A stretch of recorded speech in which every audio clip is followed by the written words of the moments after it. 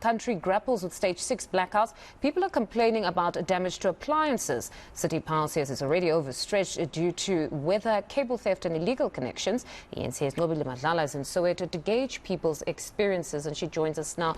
Nobile, good morning yet again. What is the experience of the community members where you are now?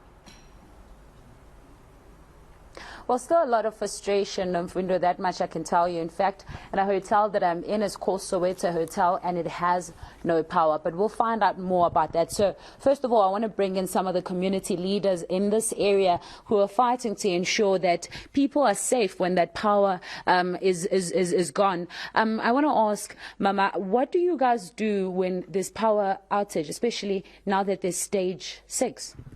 We have to come out in numbers. We've got patrollers that are coming out from Clipton Square to secure the place so that they don't steal more cables. There's no vandalism.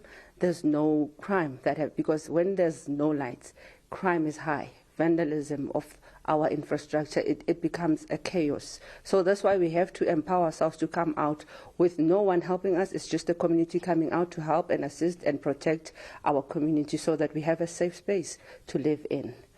I mean, it must be difficult. There's a lot of things that you have to deal with when you're out. Yes, we're dealing with guys who have guns. We are not armed. We're just coming out as patrollers with torches just to come and check and see if everything is in order, that no one disturbs the infrastructure. Even the boxes, we protect our boxes so that we don't lose power. But with stage 6 now, it's terrible because we don't know when to expect load shedding. They will tell you stage 4, then it's no longer stage 4, it's stage 6. And that stage 6 doesn't stay on the normal length of stage 6. It can become 24 hours. And tell me about the people that obviously have to deal with that. Are they worried about their appliances? People have lost so many appliances. As we speak right now, they're even sorting out to use gas. You know those old primer stoves, they want to use those things for their livelihood, to cook for children, to make sure it's cold. You need warm food, you need warm water, and we have small children that we're looking after in our homes. So we cannot rely only on the power that is going on and off, on and off. It is really, really a frustration for the community because right now we're standing here. It's just that even yesterday we didn't have lights. Today we don't know if they're going to go off again. For how long, we don't know, because it's no longer on the schedule. They do it anyhow, anywho. I can just imagine the frustration. And I want to bring you in, Mama. You are a general manager of a hotel that currently has no power. How are you surviving? We using diesel generator.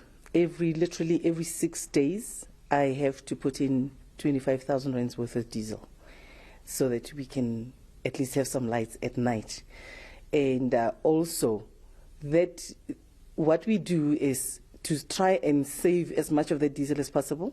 I switch off the lights at 10 o'clock in the morning, and then we switch it back on at 7 o'clock in the evening. 10 o'clock because it gives me at least 2 to 3 hours of work, you know. So it's affecting our business so badly because my turnaround times for my quotations and things to my clients is terrible. We never, 80% of the time, we don't have network for our cell phones to get back to clients. My appliances, the kitchen, I mean, it's terrible. My kitchen is, well, 100% electricity. Now with diesel, basically it's actually 40%, you know, so operational. So when I have conferences and things here, it's crazy. You know, if your cameraman can show you, we've plugged into our emergency plugs, and we've got extension cords running all over the place just to keep this place alive. So it's terrible. It's terrible. And unfortunately, City Power is saying we must wait for infrastructure repairs, which can take maybe another 3 years. And what does that mean for your business in the meantime? Well, unless a miracle happens, we eventually will have to shut down. And when we shut down, this is the end of this place.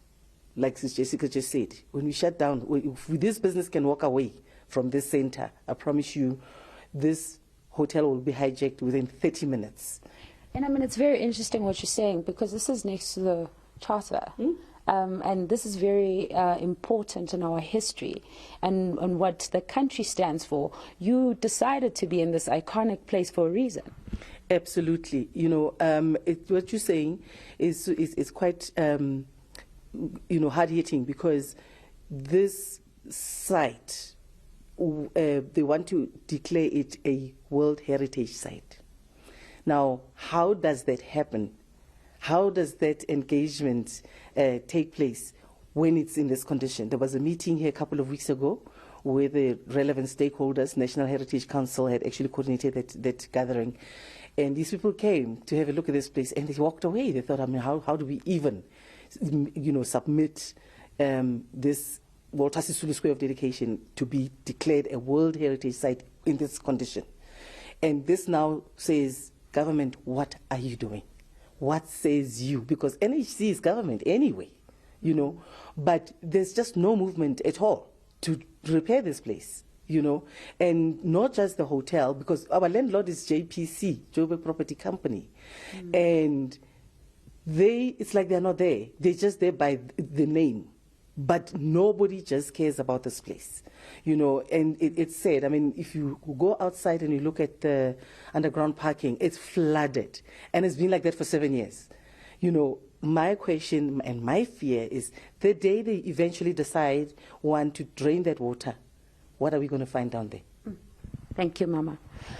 Well, Mfundo, you can hear the frustration, compounding problems, really. You can hear that place that is supposed to be a heritage site in Klipstown has a general manager of Soweto Hotel saying that they're even considering to think of other ways to leave this place now. But they're thinking about the fact that there is something that is of importance in this country, something that people are supposed to know about.